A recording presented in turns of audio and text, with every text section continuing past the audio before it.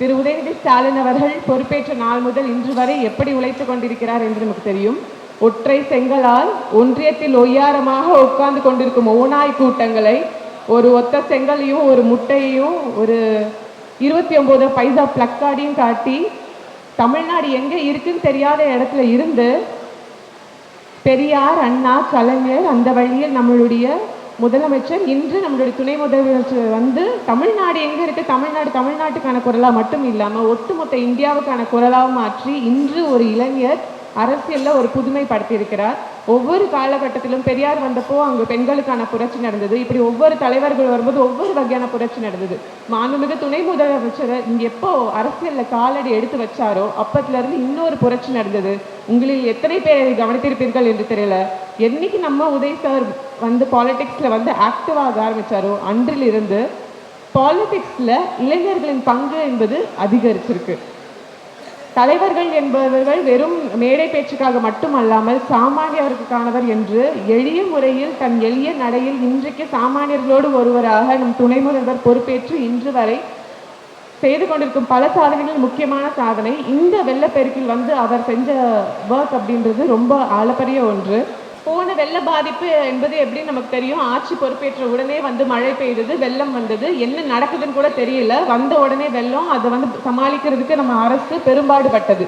இந்த முறை வந்த மழை வெள்ளமும் சரி, தமிழ்நாட்டு வரலாற்றிலே இது வரைக்கும் இப்படி ஒரு மழை வெள்ளமே வந்தது கிடையாதுன்னு சொல்லிட்டு ஆராய்ச்சியாளர்கள் சொல்றாங்க. ஆனா அப்படிப்பட்ட மழை வெள்ளத்திலையும் சென்னை உட்பட அனைத்து மாவட்டங்களிலும் முடிந்தவரை வேலை செய்து 2 நாட்களுக்கு மேலே எங்கேயும் தண்ணியே நிற்கல அப்படின்ற ஒரு நிலைமையை வந்து இந்த அரசு கொண்டு வந்திருக்கு.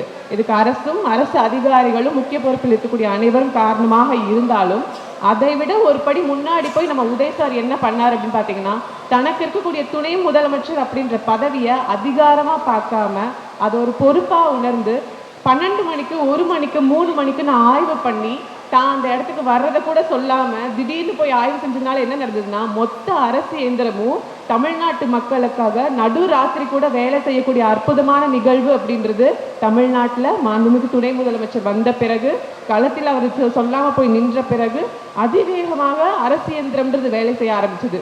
உதாரணத்துக்கு மாண்புமிகு நம்மளுடைய மா சுப்பிரமணியம் அவர்களின் பொறுப்பேற்ற பிறகு அதிகாலையில் அவர் போய் வந்து ஹாஸ்பிட்டல்ஸ் எல்லாம் விசிட் பண்ண ஆரம்பிச்சாரு.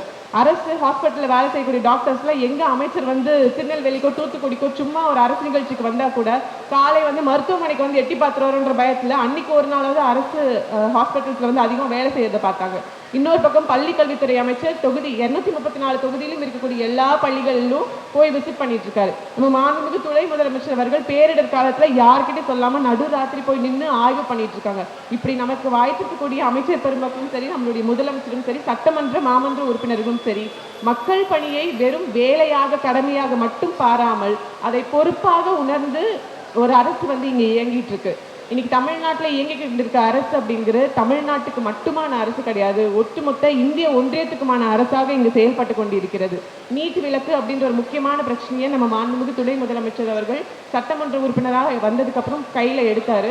நம்மள எத்தனை பேருக்கு அது தெரியும் கூட தெரியல. அவர் நினைச்சிருந்தா இன்னைக்கு ஒரு சட்டத்தை வந்து சட்டசபையில பாஸ் பண்ணிட்டு போயிருந்திருக்கலாம். இதோட எங்களுடைய ஸ்டேட் கவர்மெண்ட்டுடைய விஷயங்கள் முடிஞ்சிருக்கும்னு நினைச்சு போயிருந்திருக்கலாம். ஆனா அவர் தமிழ்நாடு முழுக்க பைக் ராலின்னு ஒன்று நடத்துறாரு. அந்த பைக் ராலி மூலியமா இளைஞர்களை தமிழ்நாடு முழுக்க அனுப்பிச்சு தமிழ்நாடு முழுக்க இருக்கக்கூடிய இளைஞர்கள் இளம்பெண்கள் கிட்ட ஒரு கார்டு ஒன்று கொடுத்து அந்த கார்டில் வந்து 10 லட்சத்துக்கும் மேற்பட்ட இளைஞர்கள் கிட்ட இளம்பெண்கள் கிட்ட சைன் வாங்கி, நீட்டுன்றது தமிழ்நாடு அரசியல்வாதிகளோ தமிழ்நாட்டில் இருக்க ஆளுமைகளோ நினைக்கக்கூடிய விஷயம் மட்டும் கிடையாது, உங்களை போன்ற சாமானியர்களை பாதிக்கக்கூடிய விஷயம், முக்கியமாக இளைஞர்களை பாதிக்கக்கூடிய விஷயம்னு சொல்லிட்டு அவங்க கிட்ட போய் இந்த இளைஞர்களை கார்டு கையில கொடுத்து நீட் எவ்வளவு மோசமானதுன்னு அவங்களுக்கு எக்ஸ்பிளைன் பண்ணி அவங்க கிட்ட இருந்து கையொப்பம் வாங்கி அதை சென்ட்ரல் கவர்மெண்ட்டுக்கு அனுப்பிச்சாங்க. இந்த மாதிரியான சின்ன சின்ன இனிஷியேட்டிவை ஒரு சட்டமன்ற உறுப்பினரா ஒரு அமைச்சரா நம்மளுடைய துணை முதலமைச்சர் அவர்கள் செய்திருக்க வேண்டும் என்ற அவசியமே இல்லை. எந்த ஒரு இடத்துல பீப்புள் மூமெண்ட் மக்களுடைய பங்களிப்புன்னு ஒன்று இருக்கோ அதுதான் வந்து வெற்றிகரமாக இருந்திருக்கு. விடுதலை காலத்துல நம்ம காந்தி எப்படி வந்து செய்தாரோ, பெரியார் எப்படி வந்து பல போராட்டங்களை முன்னெடுத்தாரோ, இன்று நவீன காலத்து பெரியாராக நம்மளுடைய மாண்புமிகு துணை முதலமைச்சர் எடுத்துக்கூடிய ஒவ்வொரு ஸ்டெப்பும் பவர் பாலிடிக்ஸ் அப்படின்றத தாண்டி பீப்புள் பாலிடிக்ஸ் தான் வந்து மாறிக்கிட்டு இருக்கு.